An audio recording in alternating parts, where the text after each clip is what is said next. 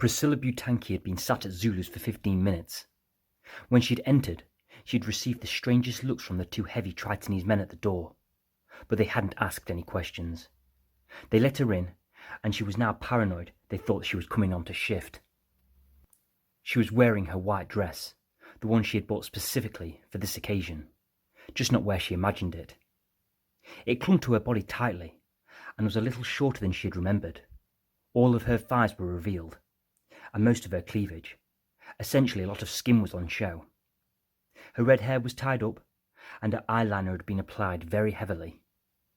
Growing up, Priscilla had always been labelled something of a geek, always interested in old texts and information that laid off the beaten track. Quite simply, she got a kick from discovering, from knowing something others might not.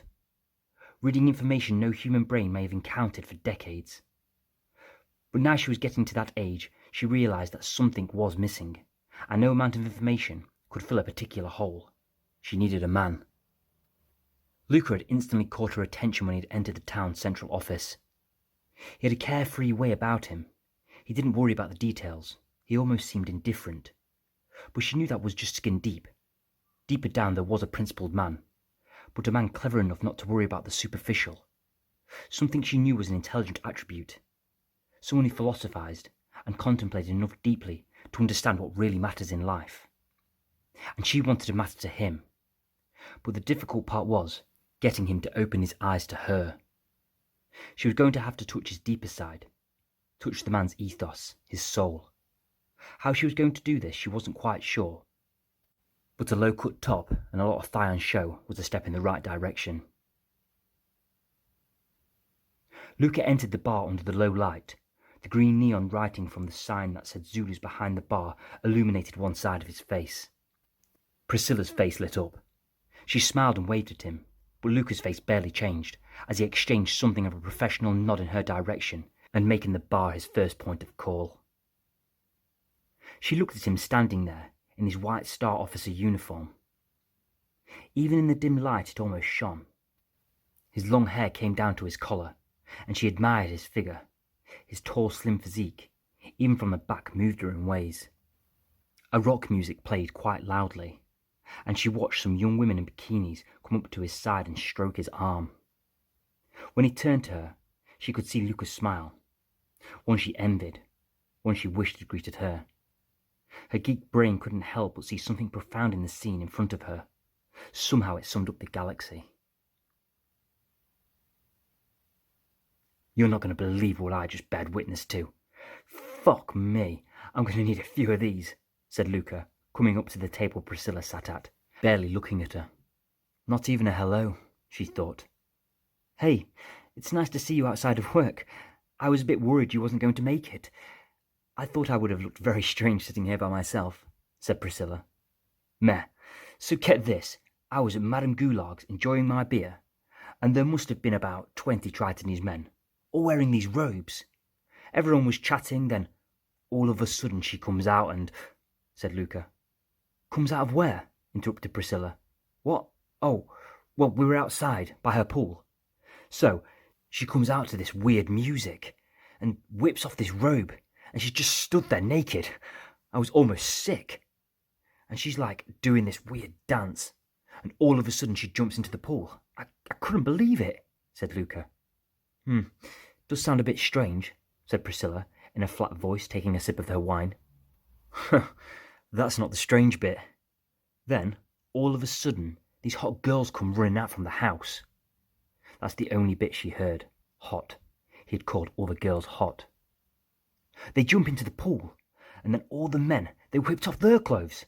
All of a sudden, they're naked too, and they all jumped into the pool, and geez, yeah, well, I think it was an orgy.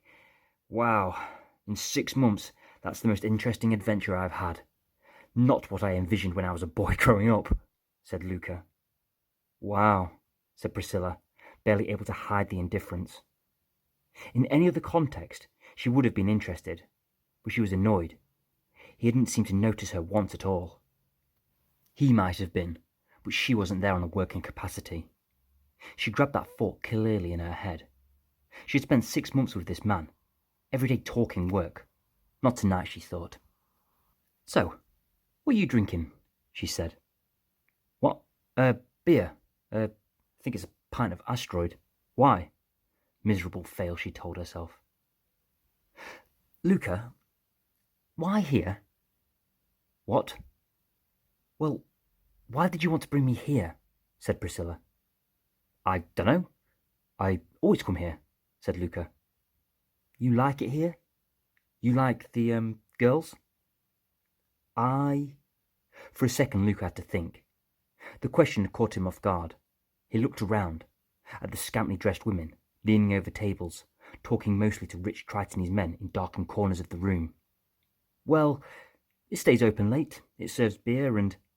the women aren't bad on the eye either. What are you getting at? Said Luka. Nothing. Luka, where do you see yourself in a few years' time? Luka didn't want this. He took a big gulp of beer. He wanted to relax. That was what he normally did at this time, which was nearly midnight now. I want to be a star officer, said Luka. No, more than that. I suppose I want to be a stargazer, really. I want to see the galaxy. I want distant, unexplored planets. I want to take an A1 pulsar rifle and fire a bolt of blue straight through the head of some monster-like creature on some outer planet, said Luka with a grin, taking more beer. I love that. That's amazing, Luka. But besides your career, what do you want? Said Priscilla. The second glass of wine was taking its effect on her. Someone who hadn't drank alcohol for 2 years. And her rationale, self-examining, hyper-aware, intelligent brain decided to bravely take a gamble. She wanted something, and it was sat right in front of her. She literally reached out for it. She put her hand on Luka's hand.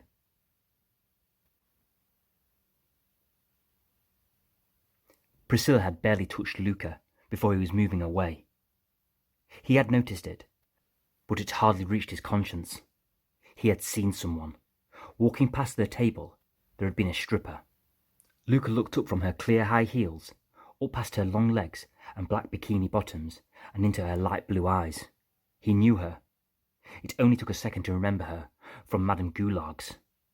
It was the waitress she had called her little earth pig. Luka was up in a second and watching her arse cheeks move away towards the bar. He strolled towards her and tapped her on the shoulder.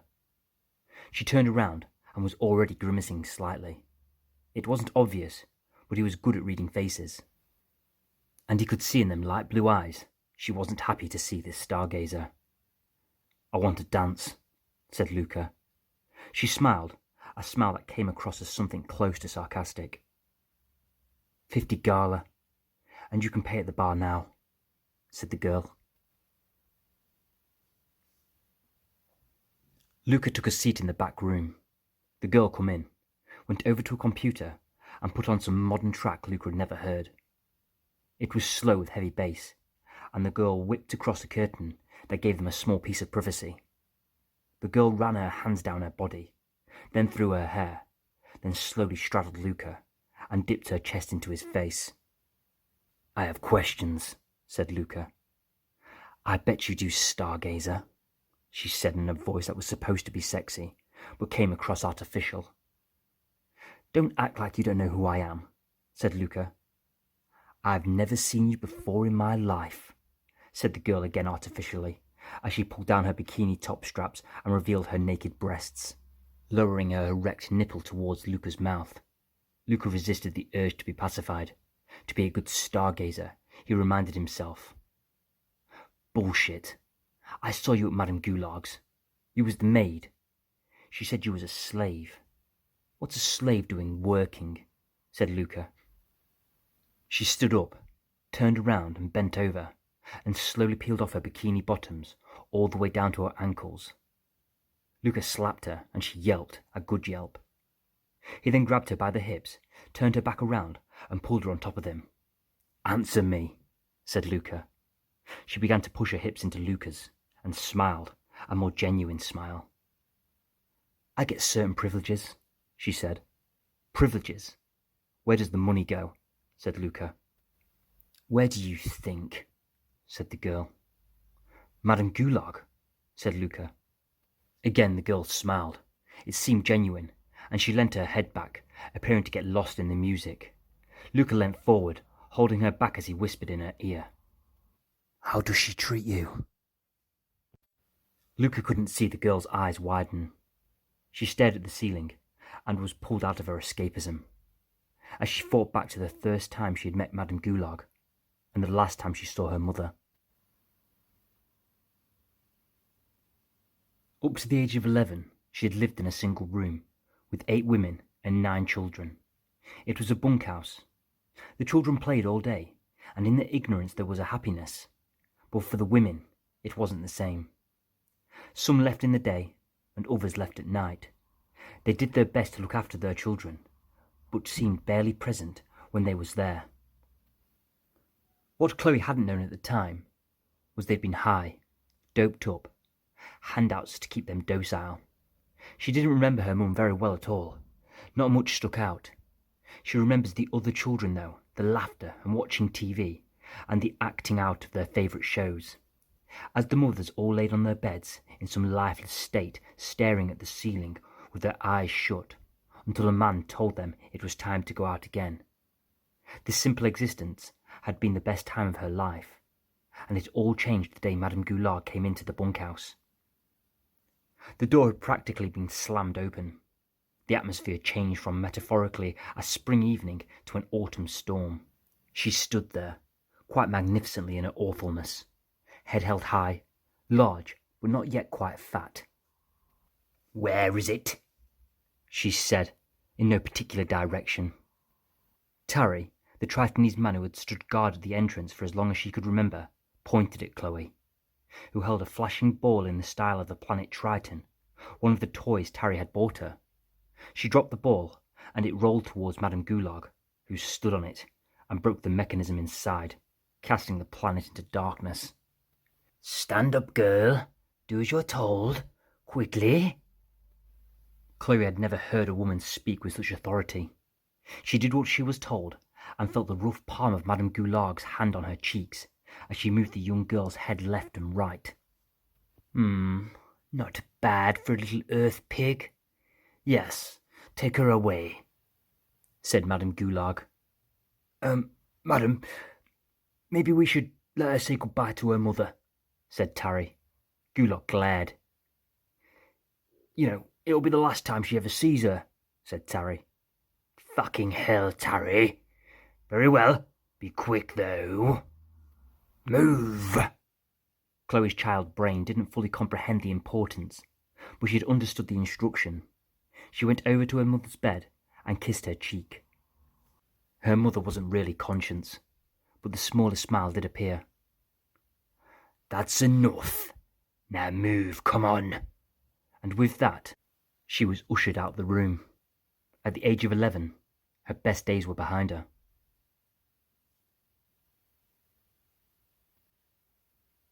Chloe had somewhat frozen on Luka. He shook her a little and brought her back to the present. She stood up and turned her back to him, and went over to the computer where she played the music from. "If you want another dance, Stargazer, it's another 50 gala." Luka was standing directly behind her. He resisted the urge to put his hand on her shoulder and ask her again about Madame Gulag. He could see her head down, staring at the floor, and he felt he'd be pushing it. "I'm going to help you," said Luka.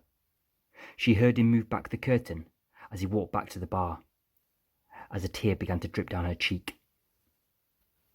Luka re-entered the bar under the neon lights, and a dozen faces turned his way, then turned back just as quickly. A Stargazer had just paid for a strip. He knew the implications. There wasn't any really, but people would talk. But he didn't care. Let them.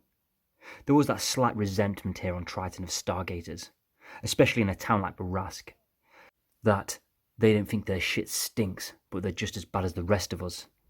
Luka didn't like to reinforce that stereotype, but to heck with it, he thought. He was on business, and he knew he would get to the bottom of something. But what was that something? As he left Zulu's, the 2 heavies on the door wished him good night, and he walked underneath the stars of the galaxy that could be seen fantastically under the complete darkness of the town. He realized he had completely forgotten about Priscilla. "Shit," he said out loud. He put his hand to his head and took out his screen. He was very tempted to call her, to see where she had gone, but it was nearly 1 a.m, so he left it. It was only then, in the silence of the night, he realized Priscilla, realized how she had done herself up, how nice she had looked, and how she had touched his hand. "Ah, shit," he said again. He then realized himself, how he had been something of an arsehole, the opposite of what he saw himself as, and he got a real glimpse of who he was, and he didn't like it. A drunk, frequenting strip bars, and acting the exact opposite of a gentleman. How had he been so blind? He looked down at his black boots that he couldn't see in the dark street, and took a moment to think about Priscilla. She was nice, and that's why he had never thought about her seriously. Because she was nice, he didn't see her that way. He didn't want to stir up feelings he couldn't control, which could affect his career, so he had always pushed her to the peripherals of his mind. He was career-focused, so women would have to be disposable. He had never fully articulated this thought, but something similar to that lurked constantly in his subconscious. Precisely because he liked Priscilla, and he knew she was a good person, was why he couldn't treat her the way she deserved to be treated. Because he didn't want to play with her heart. And tonight, asking her to meet him after work on a whim, he knew for certain he had almost certainly done that. He kicked himself mentally, and tore his mind away from Priscilla. There was not much he could do. Maybe it was for the best. Maybe she would like him less now. And from now, he would keep it purely professional between them.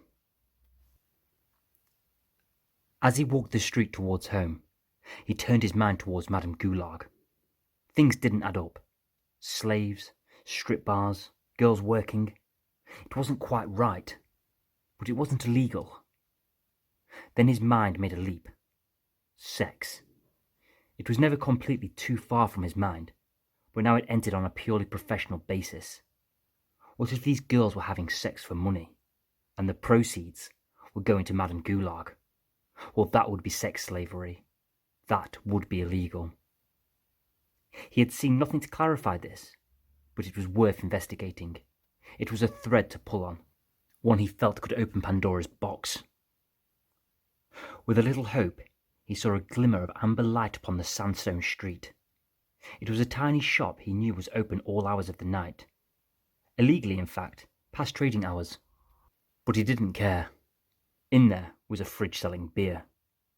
He opened the door, and an ancient Tritonese man sat upon a stool, stared at the Stargazer, and put down his head, about to apologize. He heard the fridge door open, and a clatter of glass, and then a palm slammed down on the counter in front of him. He looked up and saw Tengala, and watched the Stargazer leave the shop, smiling, pleased to pocket the change.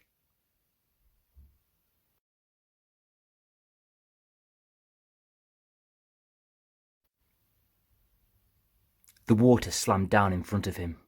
He hadn't even looked up at him yet. He felt as though he hadn't looked up once that morning. From the shower, out his flat, and across the hot cobbles of the town, his eyes had barely left the floor. "How did I know you'd be here? I have kept this one extra cold for you. It's been in the back of the fridge."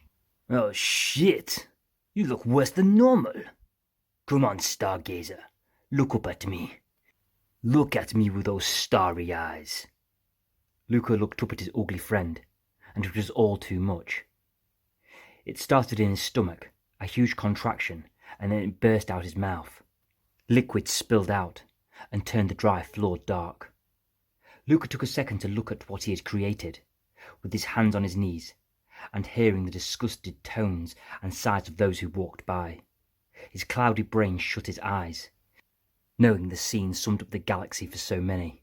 "Fuck's sake," he muttered in pure humiliation. "Oh my! Everybody, nothing to see here!" shouted Mondeo Bombella, reveling in his embarrassment. Luka breathed in and stood up. "Would you shut the fuck up, please? Fuck me." "I'm sorry, Luka. It's just here in Barask. We are not used to seeing a Stargazer act with such professionalism. Drink your water. Luka's eyes hardened on Mondeo. He really could see how he wanted to draw attention towards Luka in that moment, revel in someone's misfortune, and thought that was the most despicable character trait in somebody.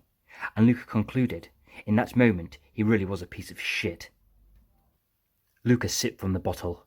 His stomach couldn't handle too much of anything in this moment, and he knew he wasn't in a good way. Under the star of Triton, unable to drink water properly was a precarious situation to be in. How long did you spend in Zulus last night? Or should I maybe ask, how much did you spend? Asked Mondeo Bombella, helping himself to a Coke from his fridge. I drank after. I grabbed a couple beers and then I went back after that and grabbed some whiskey, said Luka, almost finding it hard to say. It solidified what state he was in. You drank a bottle of whiskey last night, on that puny Earth stomach. Ha! You Earthers can't be doing that. But hey, you're a Stargazer. Those guys can just do what they want, said Mondeo. It was bizarre, because he normally laughed after everything he said, but there was no pun intended. He grabbed his bottle of Coke with his long tongue and began to drink it, finishing it in one. Quite simply, Luka didn't like his tone. One, he saw Mondeo as something of an oaf, but what he had just revealed was a depth of resentment towards Luka he had never quite revealed before, but one he had always suspected. I was on business, right? Last night, don't you worry, Mondeo. Hey, you go to Zulus, right? Me? Nah, not since I was a Sashian. Sashian was the word many Tritonese used for kid. It was out of fashion. The youth wouldn't say it, but anyone about Mondeo's age or older might. It's been around that long, said Luka. Hey, I'm not that old, said Mondeo. Luka reminded himself that the Tritonese became essentially adults when they was about 10 years old. Luka hadn't a clue how old Mondeo was. He guessed about 45 years old. But another thing was, the Tritonese lived to about 150 Earth years. About a third longer than an Earther, so the perception of what was a long time was different. You, get dances and stuff while you were there? Said Luka. Why the hell else would I have gone there? Stupid Earther, said Mondeo under his breath, opening his fridge with his tongue and taking out another Coke. What did you say? Said Luka. You know what annoys me? Look at this Coke. Look at the bottle. Look at its size. You know what that is? It's an Earther size. Perfect for Earther consumption. And look at the curves on the bottle. Made for Earther hands. Distributed across the galaxy, but made for Earthers. Everything fucking is, isn't it? Ha! I need 3, at least, but an Earther, they just need 1, said Mondeo. Luka knew what his gripe was. Money. That's what pissed him off. That was the root of his problem, but Luka never knew that Mondeo's root had spawned such a long prejudicial branch. He was learning a lot this morning. Rather than go deeply into it, he simply replied, Perhaps that's because it comes from bloody Earth, said Luka with force. To shit with that. United Galaxy my ass, said Mondeo, finishing his Coke, crunching the can with his tongue, and throwing it in the bin situated in the corner of his stall. Mondeo, do you know who owns Zulus? Said Luka. Mondeo let out the smallest smile and turned away, grabbing a cloth and cleaning the back counter of his stall. But it didn't need cleaning. Mondeo, I haven't a clue. Do you know Madame Gulag? Mondeo turned around slowly. The small smile had vanished, and all of a sudden Luka wasn't looking at the loud, bumbling idiot anymore. There was something hidden in them big Tritonese eyes, something below the lens Luka didn't like. Of course I know Madame Gulag. Everyone does. From here to Dracoshe. What are you getting at, Stargazer? Said Mondeo, with eyes that now stared with such ferocity, it actually unsettled Luka. Did you ever pay for... It's not illegal, you know, said Mondeo, like a starved wolf with his caught prey. Luka assumed it was a self-preservation that had this man, who now realized he barely knew, showing his teeth. Then all of a sudden, he leant back and let out a big laugh. "Ha ha! Luka, Luka, Luka, my man, what's got into you? Come on, it's me, your man, Mondeo. You think I have done something wrong? Come on, hey. Nobody's perfect. And for your information, no, I never did. It's not my kind of thing. Hey, where are you going to be this afternoon? Marco's? Said Mondeo. Lucas smiled. No, I'm thinking of taking it easy. Pass me a couple of cokes, would you? After I've popped into the office, I'm going to take them to Anchorway Park. You know the one, with the 3 fountains. It's quiet there. I feel so awful, you know. Think I'm going to sit on a bench under a tree. Might pop open the Galactic Gateway. About 5-ish, when the heat's eased a bit. My man, said Luka. That's great, Stargazer. That's just great.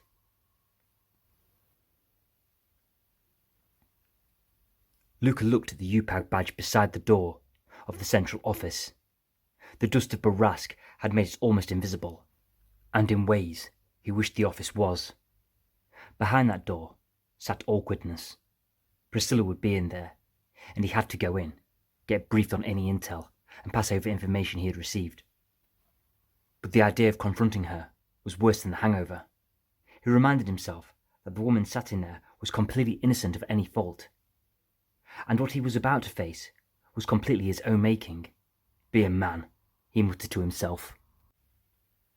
Sucking in an air full of oxygen, he forced himself to stand up straight and prepared to let whatever destiny would lead him to. Morning, Scylla, he said, as close to normality as his ill stomach could manage. The aircon was on, a real luxury for Triton, funded by the taxpayers who couldn't afford it themselves. We really are bastards, thought Luka for a nanosecond. Morning, said Priscilla, as normal as she could muster, staring right at her computer, typing away. Where's your books gone? Said Luka, realizing how tidy the office had become. Luka, if we're going to do this, which we are, we're both stationed here for at least another 3 months. And I will be asking for a transfer, by the way. But if we're going to do this, I need you to know something. Her eyes hadn't left her computer screen once.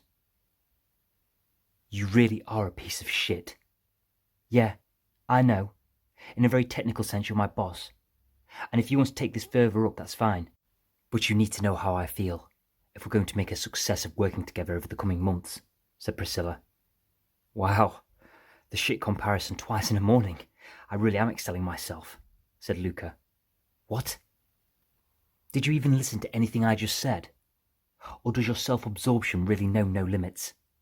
Just wow, said Priscilla. It was then she moved her eyes to him, and it was then he noticed she wasn't wearing her glasses. So, are you going to let me explain? Said Luka. Do you know how awful you are? Yeah, I'm a piece of shit. Okay, explain yourself. Thanks. Right, last night. You looked amazing, by the way. Oh, geez, don't do this, said Priscilla. You did. What you need to know is that the moment I left you, I was following a lead, said Luka. A lead? You was following her ass, said Priscilla. Yes, which led me somewhere. Yeah, probably to her tits, said Priscilla. At this moment, Luka smiled. He had never heard Priscilla Butanki speak this way. Hearing obscenities coming out of her mouth didn't suit her, but in a way he couldn't explain. It made him like her more. That's right, Priscilla. That girl followed last night. She was a servant of Madame Gulag. And not just a servant. In her own words, she's a slave, said Luka. What? A slave? Are you sure? Said Priscilla. She told me. Madame Gulag, I mean. Called her a little earth pig, and happily reminded me that slavery isn't illegal. Not that I needed reminding. That's disgusting. I've never heard anyone owning slaves, except in the news, maybe. Not in this day and age. That poor girl, said Priscilla.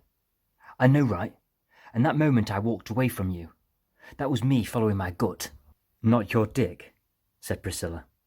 Luka smiled again, and this time so did Priscilla. Something didn't add up, but what? I couldn't figure it out. But the whole thing just smells fishy, you know? Like I can smell shit. I just had to find it. And last night, I think I did, said Luka. The analogy felt right but sounded wrong when he said it out loud.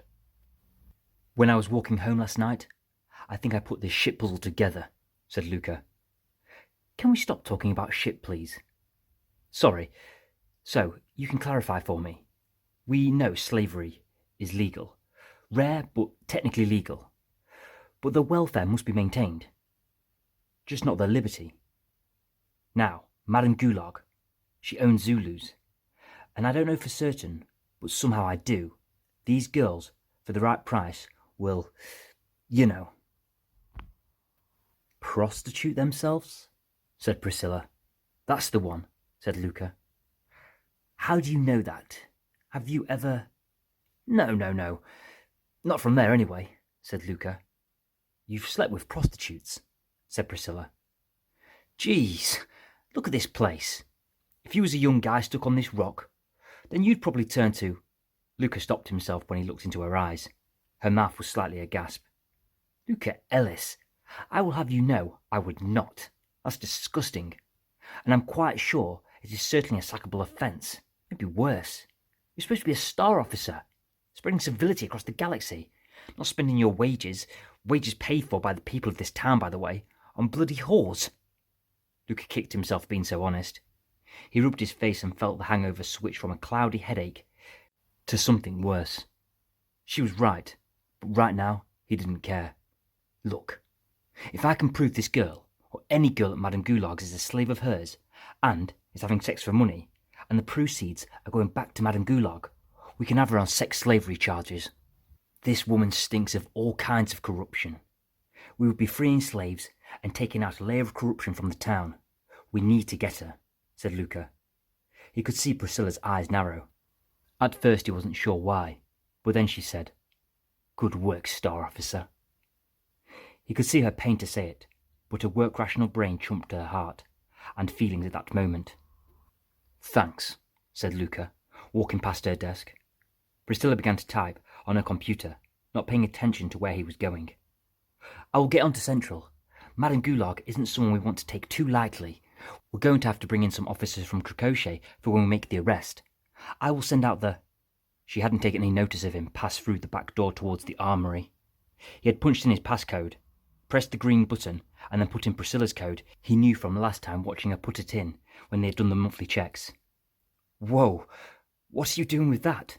She said as he walked past with a T-100, a handheld UPAG official star weapon. Protection. I'm starting to piss off the right people. And hold up on the backup, Scylla.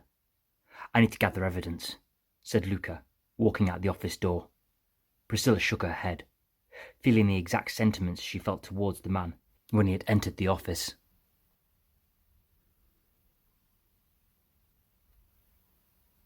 The sun had not relented.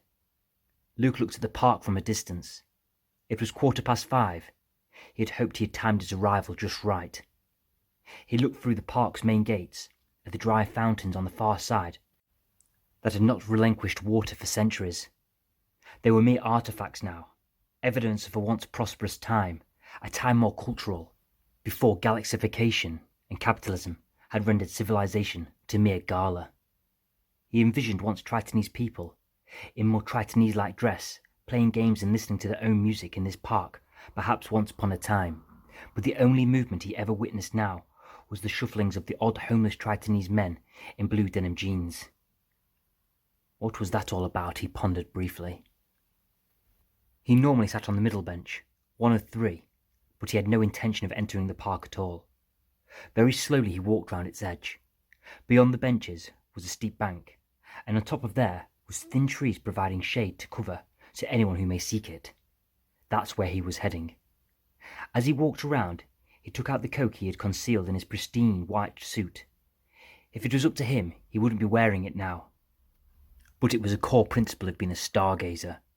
Rules stipulated it must always be worn. If he was caught not wearing it, that would be immediate dismissal. He got it. Showing that white uniform, showing that presence in every town under UPAC's jurisdiction, was a major part of fighting crime and corruption. Just right now, it didn't make much sense. He made his way to the back of the park, up to where the thin trees stood, approaching very lightly indeed.